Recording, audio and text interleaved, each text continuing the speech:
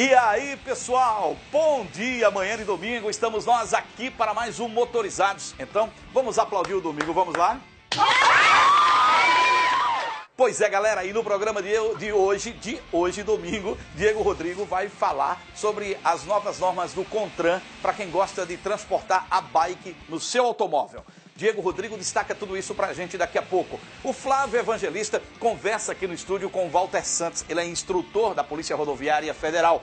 Um assunto muito legal que você também vai curtir com a gente. O Motorizados está entrando no ar. Roda a vinheta.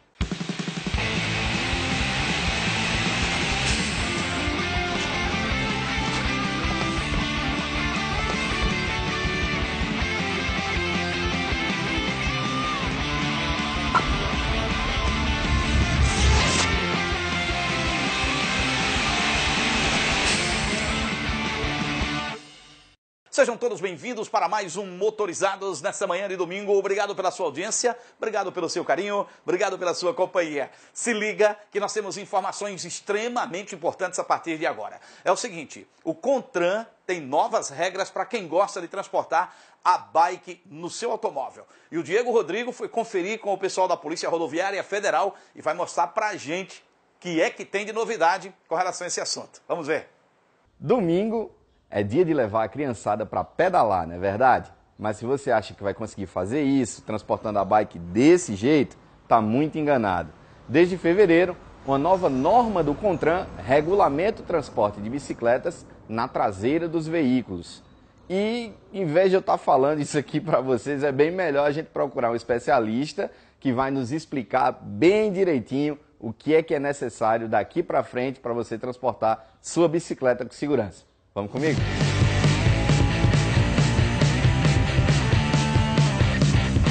Tem uma nova norma do CONTRAN que determina algumas modificações, algumas necessidades de adaptação diferente do que vinha sendo transportado até hoje. Quais são essas modificações? Perfeito. Ocorre que para o transporte de bicicleta e de quaisquer outras cargas, né, no veículo, existem algumas regras que devem ser respeitadas, que é questão de sinalização, questão de distância em relação ao eixo traseiro, respeitar os limites do carro, tudo isso que essas resoluções vêm para trazer de informação para o usuário de bicicleta, não é isso? Em específico, para quem anda de bike, agora para levar ela na traseira do carro, o que é que vai ser necessário? A instalação do equipamento específico, né, daquele suporte para bicicletas, certo. E a grande mudança que traz essa resolução é a exigência de uma régua, que seria muito parecido com um para-choque traseiro de um caminhão. Um para-choque adicional, aquela assim. longarina que o caminhão usa na parte traseira, né? Uhum. Uma coisa daquele, muito parecido com aquilo. Certo. A exigência que existe, que há, é que ele deve ser de no mínimo 1 metro, respeitando a lateral do veículo. Então, no mínimo 1 metro, no máximo a largura do carro. Isso, desconsiderando os retrovisores, né? Certo. A gente tem que respeitar sempre a parte lateral do veículo. Certo. Para que não incorra em infração de trânsito. E daí, nessa longarina, o que é necessário ter? É muito parecido, como eu falei, com o para-choque traseiro de um caminhão. Certo. Tem que ter aquelas faixas transversais, né, com 45 graus em relação ao solo. Certo. A faixazinha vermelha e branca que é refletiva. Que é refletiva, exatamente. Além disso... E a placa fixada na parte central desse dispositivo, certo. E lacrada. Então, a placa que vai vir junto a essa longarina, ela tem que estar com o mesmo lacre do Detran. Isso, perfeito. Tem que procurar fazer a inspeção do órgão de trânsito e que ele faça a lacração dessa placa. Certo. Que pode ser feita no próprio dispositivo, né? E também no veículo, na parte fixa do veículo, na parte rígida do veículo. E daí, além disso, a gente precisa da sinalização, né? Então tem que ter as lanternas, freio, setas e ré também do mesmo jeito. Perfeito, para que todos os motoristas que estejam se aproximando do veículo que está usando esse dispositivo possam perceber quais são as intenções desse motorista. Certo. Que é fundamental para que você sinalize suas intenções para que o motorista que está vindo atrás perceba e possa antecipar o seu movimento e não acontecer um acidente, uma colisão, não é isso? Então, mesmo que seja coberto parcialmente as lanternas do veículo, ainda assim a gente precisa ter essa sinalização na régua. Isso, perfeito. Existe também um limite de distância em relação ao eixo, uma nova regra para essa medida. Explica para a gente aí como é que acontece. A distância da instalação dessa régua em relação ao carro não pode ser qualquer distância. Existe a regulamentação também. Então a gente tem que fazer uma medida a distância do entre-eixos do carro. Certo. Né? A gente pode medir aqui, esse entre-eixos, e calcular 60% desse valor. Esse vai ser o limite que essa régua, esse novo dispositivo vai poder estar de distância do centro dessa roda até aqui atrás. Certo. Quase que eu chego perto. Eu falei 1,60, 1,62 aqui, 60% dessa distância. Então aqui é a distância máxima que o dispositivo pode ocupar. Mais do que isso, ele vai colocar em risco os usuários do trânsito, de forma geral, que a resolução também prevê isso, que não pode colocar os outros em risco. Né? Certo. E cabe notificação. Qualquer carga que eu quiser levar acima do teto, eu tenho 0,5 metro de altura, considerando o teto do veículo, porém as bikes elas podem extrapolar isso aí sem ter nenhum problema. Mas também há uma recomendação da questão do equilíbrio. Certo. Que se eu pego uma carga e distribuo ela de forma inadequada, vai trazer um prejuízo para a condução do meu carro, do meu veículo, e me colocar em risco, né? Lógico. Eu acho interessante, eu particularmente gosto muito de andar de bicicleta, e o que eu acho legal é que você tem a mesma sensação de velocidade, muitas vezes, que você tem numa moto, mas não tem o barulho do motor, você sente mais a natureza, você está mais em contato ali com o ambiente, é uma coisa mais direta. Então agradeço demais essas informações, muito obrigado por estar contribuindo com a gente aqui do Motorizados. Sempre à disposição, a PRF está à disposição de qualquer usuário, se tiver alguma dúvida, procura o site da PRF, prf.gov.br, venha em alguma unidade da gente, a gente está sempre pronto para atender o usuário com a maior boa vontade, porque o que a gente quer é que o usuário tenha segurança e tenha satisfação em fazer a sua viagem e chegar com segurança, sem intercorrência.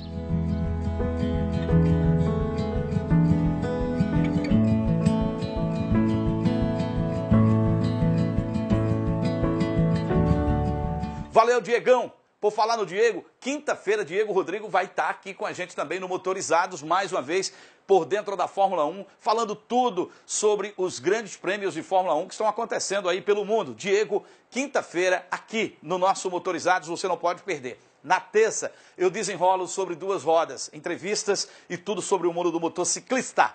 Conto com você também na terça-feira, tá bom? Bacana? Legal? Combinado demais, então ficou arretado. Arretado também nesse período de festa, se preparando para o São João. Próxima semana já tem São João em Campina.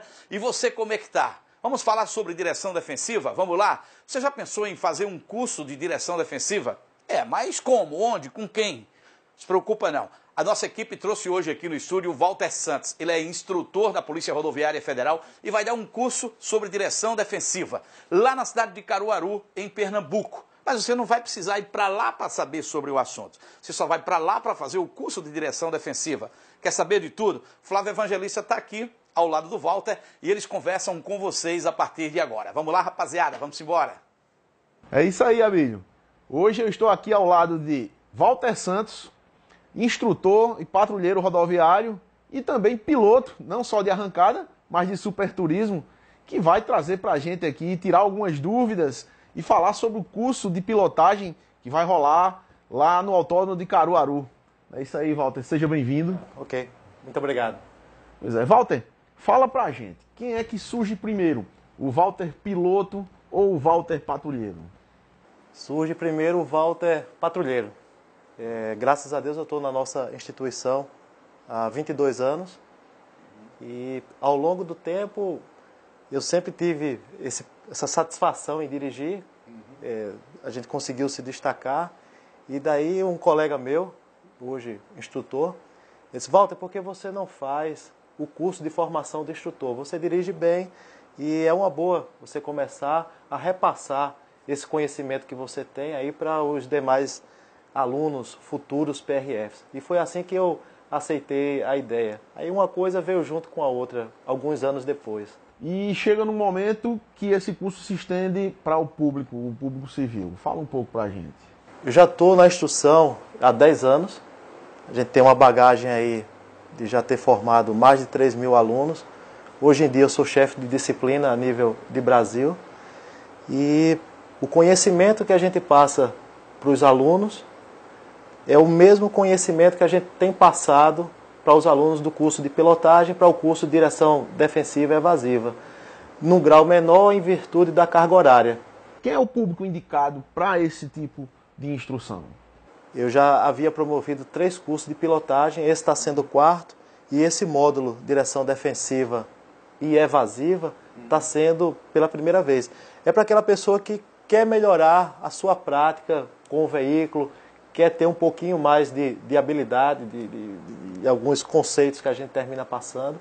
Ele termina sendo bem amplo, vai desde aquela pessoa que gosta de dirigir, que quer ter um pouquinho mais de prática, um pouquinho mais de habilidade, um pouquinho mais de segurança, e evoluindo para aquele pessoal que já dirige bem, mas que está querendo ser lapidado, de aprender uma técnica nova.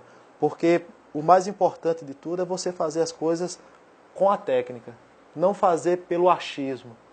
E muita gente acha que está fazendo da maneira correta, e quando a gente passa a técnica e explica o porquê disso, o ganho do conhecimento, você aceitar aquilo, fica muito mais fácil. E falando no ramo automobilístico, você não fica de fora, você é piloto de superturismo, piloto de arrancada. Fala pra gente como é que você entra nesse mundo, o que é que te trouxe às pistas, fala um pouco pra gente. Primeiro, eu sempre tive esse gosto por carro, né? Principalmente carros mais fortes, e eu tive a oportunidade de comprar essa Puma GTB que eu tenho até hoje, que por si só já era um carro forte, motor 6 cilindros, cerca de 140 cavalos, e surgiu uma arrancada na época, né, promovida por um colega nosso, e comecei a participar e gostei. Só uma curiosidade, essa arrancada não foi uma arrancada lá em 2004, lá no Aeroclube, não? Pronto, que foi promovida lá pelo Quem estava presente estava aqui. Eu acompanhei essa arrancada. Eu, como entusiasta, eu fiquei muito feliz. A primeira arrancada, eu acredito, no estado, né? E eu tive a oportunidade de acompanhar essa arrancada. Pois começou ali. Aí, cada vez mais, você gosta de carro, você prepara carro também, sabe que não tem limite para a preparação de carro. Você vai melhorando e cada vez mais o carro andando mais rápido. E já tem quase 20 anos que eu tenho esse veículo. E hoje ele conta com uma preparação muito forte, mas posso dizer a você que começou por aí esse direcionamento mais para o automobilismo. É um prazer tê-lo aqui com a gente. E eu quero reforçar o convite a você de casa, né, que acesse o site, o Garagem 83, faça a sua inscrição, ou pega o contato do Walter, o WhatsApp, liga para ele, manda um WhatsApp para ele, reserva a sua vaga, afinal de contas as vagas são limitadas. E nós de Motorizados também estaremos lá no Autódromo de Caruaru nos dias 16, 17 e 18 de agosto, conferindo o curso com o Walter, e você é o nosso convidado, você não pode perder esse grande evento. É com você, Abílio. Valeu, Walter. Valeu, Flávio. Obrigado a vocês. Então tá combinado, né, galera? Terça-feira a gente fala sobre o mundo das duas rodas. Sobre duas rodas é o quadro que a gente tem na terça, e na quinta tem Diego Rodrigo por dentro da Fórmula 1. E a gente se encontra? Claro que se encontra. Através do Zap, número aqui na tela, através do Instagram, através também do YouTube, no Facebook. Estamos juntos, afinal de contas, somos todos motorizados. Abraço em todo mundo, bom domingo. Tchau, pessoal.